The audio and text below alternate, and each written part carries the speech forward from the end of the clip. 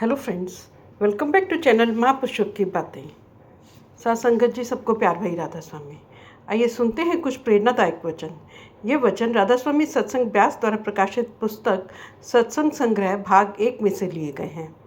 इस पुस्तक के पेज नंबर 208 पर हजूर महाराज चरण सिंह जी फरमाते हैं, यह क्रोध ही तो है जिसके अधीन होकर आज भाई भाई का दुश्मन है, कौम कौम की दुश्मन है, मजहब मजहब का दुश्मन है, मुल्क मुल्क का दुश्मन है। किस तरह हम एक दूसरे के खून के प्यासे हैं, यह सब कुछ देखकर शर्म आती है। यह जो भी हमें दिन रात उंगलियों पर नचा रहा है, यह क्रोध नचा रहा है। इसलिए स्वामी जी महाराज खबरदार करते हैं कि तुम्हें मन की बुरी आदतों से दूर रहना चाहिए। मन कभी काम में फंसा देगा, कभी क्रोध में फंसा देगा, कभी बेटे बेटियों के प्यार में फंसा देगा, कभी कौमों मजहबों मुल्कों के झगड़ों में फंसा देगा, कभी दुनिया की मान बढ़ाई में फंसा देगा। जो हमें भक्ति का मज़ा आएगा, स्वाद आएगा, वह आँखों के पीछे आने पर आएगा। लेकिन हमारा ख्याल आँखों के पीछे ठहरता ही नहीं है, उस अमृत को पीना चाहता ही नहीं है, उस तरफ हमारा ध्यान ही नहीं जाता। हमारा मन तो इंद्रियों के भोगों का गुलाम बना बैठा है। 5 ज्ञान इंद्रियाँ हैं, 5 कर्म इंद्रियाँ हैं। स्वामी जी महाराज कहते हैं, जो इंद्री चाहती है इसको अपने घाट पर खींच कर ले जाती है। इसलिए हमें भक्ति का रस कैसे आ सकता है? वह रस तो आँखों के पीछे आकर आना था। जिस अमृत को पीकर हमें अमर होना है, वह अमृत कहीं बाहर नहीं मिलता। वह अमृत तो 24 घंटे हर एक के आँखों के पीछे बरस रहा है। गुरु रामदास जी कहते हैं, भाई आँखों के नीचे नीचे इंद्रियों के भोग हैं, विषय विकारों के लचते हैं। जो रस का भरा हुआ अमृत है वह तेरी आँखों के पीछे बरस रहा है। जब तक उस नुक्ते या केंद्र पर ख्याल ही इकट्ठा नहीं करते जहाँ दाता दात दे रहा है, बख्शिश कर रहा है, नाम रूपी अमृत बरस रहा है, हम उस अमृत को किस तरह पिएंगे, अमर किस तरह होंगे, जन्म मरण के दुखों से छुटकारा किस तरह हासिल करेंगे, हमारे अंदर तृप्ति या शांति किस तरह आ सकती है, सुख किस तरह आ सकता है। जब तक इंद्रियों के भोगों के गुलाम बने बैठे हैं, कौमों मजहबों मुल्कों के गुलाम बने बैठे हैं, भक्ति का रस हमारे अंदर किस तरह आ सकता है। स्वामी जी महाराज फरमाते हैं, हमारा मन कभी हमारे ध्यान को अंदर की तरफ नहीं जाने देता। सब कुछ बयान करके फरमाते हैं कि मन के तरीके हैं कि हमें बाहरी भार भटका कर रखना, इंद्रियों का गुलाम बना के रखना, हमें मालिक की भक्ति की तरफ ना जाने देना, हमेशा कौमों मजहबों मुल्कों के झगड़ों में ही फंसा कर रखना। इन चीज़ों की समझ और सोझी उस वक्त आती है जब कोई मालिक का भक्त और प्यारा मिल जाता है। मालिक के भक्तों की संगति में जाकर हम जन्म जन्मों के सोए हुए जाग उठते हैं, हमारी आंखें खुल जाती हैं। मालिक ने भेजा किस लिए था और किस तरह हमें मन उंगलियों पर नचा रहा है। मालिक के भक्तों की संगति में जाकर पता लगता है कि मालिक ने इंसान का जामा किस लिए बख्शा था। यह जामा मालिक ने अपनी भक्ति के लिए बख्शा था, अपने प्यार के लिए बख्शा था। पर हम कौमों मजहबों मुल्कों के झगड़े खड़े किए बैठे हैं। गुरमुखों की ही दया मेहर बख्शिश हो, कहीं हम जन्म जन्म के सोए हुए जागते हैं और जिस मतलब के लिए मालिक ने इंसान का जामा दिया है इसको पूरा करने की कोशिश करते हैं। स्वामी जी महाराज फरमाते हैं, मैं तुम्हें क्या क्या समझाऊं, मन किस तरह दुनिया को दिन रात उंगलियों पर नचाने में लगा हुआ है। हजूर महाराज जी हमें ऋषियों मुनियों की कहानियाँ सुनाया करते थे कि कितने कितने हजार साल तप करने के बावजूद कोई किसी जगह गिर गया, कोई किसी जगह गिर गया। यह मन किस किस को धोखा नहीं देता। यह दुनिया काजल की कोठरी है। हम इसके अंदर कितनी भी अक्लमंदी के साथ, होशियारी के साथ, चालाकी के साथ दाखिल हो जाएं, कोई ना कोई दाग जरूर लग जाता है, किसी न किसी वक्त लग जाता है, हर एक को लग जाता है। मन हर एक को उंगलियों पर नचाता रहता है, नीचे गिराने की कोशिश करता रहता है। इसलिए आप समझाते हैं कि मैं तुम्हें मन के बारे में क्या क्या बताऊं कि ये कितना ज़बरदस्त है। गुरु साहिबान ने इसकी हाथी से उपमा दी है कि इसको मामूली ना समझो। जितना हाथी बलवान है, यह हमारा मन भी हाथी की तरह बलवान है। गुरु साहिब ने इसकी सांप से भी उपमा दी है कि जिस तरह सांप कभी डंक मारने से बाज नहीं आता, इसी तरह आप मन को कभी यह ना समझे कि आपका दोस्त है, पता नहीं इसने किस वक्त जहरीला डंक मारना है। इसको बंदर से भी महात्मा तुलना की है कि जिस तरह बंदर एक जगह टिक कर नहीं बैठ सकता, तो चंचल तबीयत का होता है, इसी तरह मन भी हमें एक जगह टिक कर नहीं बैठने देता, दिन रात उंगलियों पर नचाता रहता है। इसलिए प्यार से समझाते हैं कि वेद शास्त्र पढ़कर देखो, मन ने बड़े बड़े ऋषियों मुनियों तक को गिरा दिया है। स्वामी जी महाराज इसलिए इतना खोल खोल कर सबको समझाते हैं कि हमें पता लग जाए कि किस तरह मन हमें दिन रात उंगलियों पर नचाता है। आप कहते हैं, मैं तुम्हें समझाना चाहता हूँ कि तुम गुरुमुखों की खोज करो, साधु संतों और महात्माओं की खोज करो। जब तक उनकी संगति में नहीं आओगे, न तुम्हें मन की चालों का पता चलेगा, न तुम्हें इसको काबू में करने का तरीके का पता चलेगा। स्वामी जी महाराज कहते हैं, दुनिया में बड़े बड़े सूरमा हैं, बहादुर लोग हैं, जिन्होंने अपने मजहब के लिए, कौम के लिए, बिरादरी के लिए, दोस्तों के लिए, प्यार के लिए जान तक कुर्बान कर दी।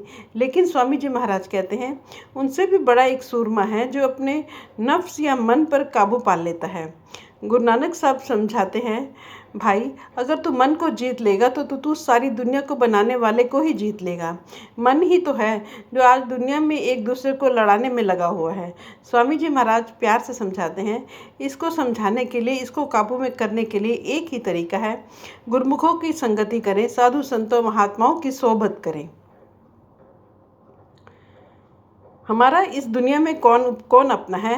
वह एक परमात्मा ही है, परमेश्वर ही है, क्योंकि हमारी आत्मा उस परमात्मा की अंश है। हम उस सतनाम समुद्र की बूंद हैं। लेकिन वह जो परमात्मा अपना है, मैंने शुरू में अर्ज की थी, उसे तो हमने कभी देखा नहीं, हमें उसका पता नहीं। जब हमें उसके भेजे हुए गुरुमुख मिल जाते हैं, वे हमें अपने असल की याद दिलाते हैं, अपने परमात्मा का पता बताते हैं और उससे मिलने का तरीका और साधन समझाते हैं। इसलिए स्वामी जी महाराज कहते हैं कि अगर दुनिया में कोई अपना है तो वे गुरुमुख लोग हैं, मालिक के भक्त या प्यारे हैं। वे हमें इस रचना की असलियत समझाते हैं, मन की असलियत समझाते हैं, मन को काबू में करने का तरीका बताते हैं, उसे पवित्र करने का साधन समझाते हैं।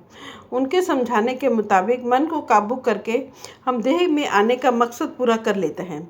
संत सतगुरु मन को धोने का हमें क्या तरीका बताते हैं? वे कहते हैं, मन को सुमिरन के जरिए धोना है, प्यार के जरिए धोना है, सत्संग के जरिए धोना है, संगति के जरिए धोना है। जिस बर्तन के अंदर दूध डालना हो, उस बर्तन को अच्छी तरह से साफ करना पड़ता है। गंदे बर्तन के अंदर ना तो पानी डाला जाता है, ना दूध डाला जाता है। जिस बर्तन के अंदर अमृत को डालना है, वह बर्तन भी अमृत रखने के काबिल होना चाहिए। सुमिरन और ध्यान है गुरुमुखों का सत्संग, संगति और सोहबत, जो हमारे मन को निर्मल करती है और हमारे मन को सीधा करती है। उनकी संगति में जाकर ही इसके अंदर अमृत आ सकता है, वह अमृत पी सकता है। हमारा मन विषय विकारों में फंसकर हिरन की तरह भटकता तड़पता फिरता है। जब इसको अमृत से भरा हुआ नाम अंदर मिल जाएगा, इसके अंदर तृप्ति और शांति आ जाएगी। अमृत से भरे हुए नाम को पीकर क्यों तृप्ति आ जाती है? यह नाम अमृत ही नहीं, इसकी लज्जत भी बहुत मीठी है। लज्जत मीठी इसलिए कहते हैं कि अभी जो बेटे बेटियों के प्यार मीठे लगते हैं, कौमों, मजहबों, मुल्कों के झगड़े मीठे लगते हैं, लोगों के गले काटने मीठे लगते हैं, वे फीके लगने शुरू हो जाएंगे। जिनको हीरे जवाहरात मिलना शुरू हो जाएं, वे कौड़ियों के पीछे दर बदर ठोकरें क्यों खाएंगे? लड़कियां गुड्डे गुड़ियों से तब तक ही खेलती हैं जब तक उनकी शादी नहीं होती। इसलिए स्वामी जी महाराज कहते हैं कि जो मन को धोना है, निर्मल करना है, इसके बारे में तुम्हें केवल गुरुमुखों की संगति में जाकर पता लग सकता है। आप समझाते हैं कि इससे ज़्यादा और हम क्या भाग्यशाली हो सकते हैं, क्या खुशकिस्मत हो सकते हैं कि हमें मालिक के किसी भक्त और प्यारे की संगति मिल जाए, हमारा उसके साथ प्यार हो जाए, हम उसकी भक्ति में लग जाएं। गुरुमुखों की भक्ति के जरिए हम नाम भक्ति मुकम्मल या पूर्ण कर सकते हैं। सद्गुरु भक्ति नाम भक्ति की पहली सीढ़ी है, अर्थात सद्गुरु की पूजा द्वारा ही परमात्मा की पूजा हो सकती है। गुरु साहब कहते हैं, सद्गुरु भक्ति मुक्ति का दरवाज़ा है। सद्गुरु भक्ति के जरिए ही मुक्ति का दरवाज़ा खुलता है और हम रूहानी सफ़र तय करते हैं। नाम के साथ ख्याल जोड़कर मंजिल दर मंजिल फिर अपने घर पहुंचते हैं। इसलिए स्वामी जी महाराज कहते हैं कि हम बड़े खुशकिस्मत हैं, भाग्यशाली हैं, अगर हमें गुरुमुखों की सोबत प्राप्त हो जाए, उन पर भरोसा और विश्वास आ जाए, उनसे हमारा प्यार पैदा हो जाए। आप फरमाते हैं, दुनिया के जीव महात्मा की संगति और सोबत का फ़ायदा नहीं जानते। वेद शास्त्र संतों महात्माओं की क्या महिमा कर सकते हैं, उनके सत्संग और संगति में की क्या महिमा कर सकते हैं। उनकी संगति और सोबत तो हमें 3 गुणों से पार ले जाती है। गुरु प्रसादी जिस चीज़ का गुरुमुख हमें प्रसाद देते हैं, वे किसका प्रसाद देते हैं? वे शब्द का प्रसाद है, नाम का प्रसाद है। हम उनकी बख्शिश प्राप्त करके त्रिकुटी से छुटकारा प्राप्त कर लेते हैं, मन और माया के दायरे से पार चले जाते हैं, हमारी रूह और मन की गांठ खुल जाती है, हम अपने आप को पहचानने के काबिल बन जाते हैं, वापस जाकर परमात्मा को पहचानने के काबिल बन जाते हैं। इसलिए समझाते हैं कि ना वेद शास्त्र सद्गुरु की महिमा कर सकते हैं, न दुनिया के जीव उनकी बड़ाई सोच सकते हैं। आप समझाते हैं कि हम सद्गुरु की शरण हासिल करना चाहते हैं, उनकी दिन रात आरती करना चाहते हैं, उनसे प्यार करना चाहते हैं, उनके बताए हुए उपदेश पर चलना चाहते हैं। जिनको सद्गुरु मिल जाते हैं, जिनको सद्गुरु अपनी शरण में ले लेते हैं, जो सद्गुरु के बताए हुए उपदेश पर चलना शुरू कर देते हैं, उनका कौन सा लेखा खत्म हो जाता है? उनका जन्म मरण का लेखा खत्म हो जाता है, उनका देह के बंधनों से छुटकारा हो जाता है। यह दुनिया सुखों दुखों की बनी हुई है, इससे छुटकारा किस तरह होगा? जब सद्गुरु की शरण हासिल कर लेंगे, उनके बताए हुए उपदेश पर चलना शुरू कर देंगे।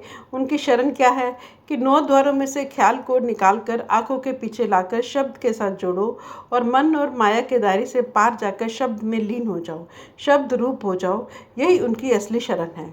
स्वामी जी महाराज फरमाते हैं, जिनके अंदर सद्गुरु का सच्चा प्रेम जाग उठता है, जो सद्गुरु पर पूर्ण भरोसा ले आते हैं, वे केवल आप ही नहीं तरते, उनके कुल परिवार भी तर जाते हैं, क्योंकि सद्गुरु के प्यारों को देखकर उनके रिश्तेदार संबंधियों के अंदर भी सद्गुरु का प्यार पैदा हो जाता है और वे भी मालिक की भक्ति और मालिक के प्यार में लग जाते हैं। हम संगति और सोबत का बहुत जल्दी असर लेते हैं। अगर हमारे घर में मालिक की भक्ति का वातावरण है, अपने आप हमारे रिश्तेदारों के अंदर, हमारे बाल बच्चों के अंदर मालिक की भक्ति का शौक़ पैदा हो जाता है, हम भी तर जाते हैं और कुल कुटुंब वाले भी भक्ति में आकर तर जाते हैं। स्वामी जी महाराज ने बड़ी अच्छी तरह खोलकर अपने उपदेश के बारे में हमें हर पहलू से समझाने की कोशिश की है कि जो कुछ मिलना है वे शब्द की कमाई से मिलना है, नाम की कमाई से मिलना है। जब भी उस शब्द और नाम की कमाई करने का हमारे अंदर शौक़ और प्यार पैदा होगा, केवल गुरमुखों की संगति में जाकर होगा। जिस साधन और तरीके के जरिए हमें मन को काबू करना है, वे केवल शब्द और नाम की कमाई है। मन लज्जत का आशिक है। जब तक इसको दुनिया के मोह और प्यार से ऊंचा और निर्मल प्यार नहीं मिलेगा, ये दुनिया का मोह और प्यार कभी भी छोड़ने को तैयार नहीं होगा। यह लज्जत जिसको पाकर मन दुनिया का प्यार छोड़ता है, केवल शब्द या नाम की लज्जत है। आप तुक में हमें इस नुक्ते पर लाते हैं कि गुरमुखों के जरिए शब्द को पकड़ो, नाम को पकड़ो। Thank you.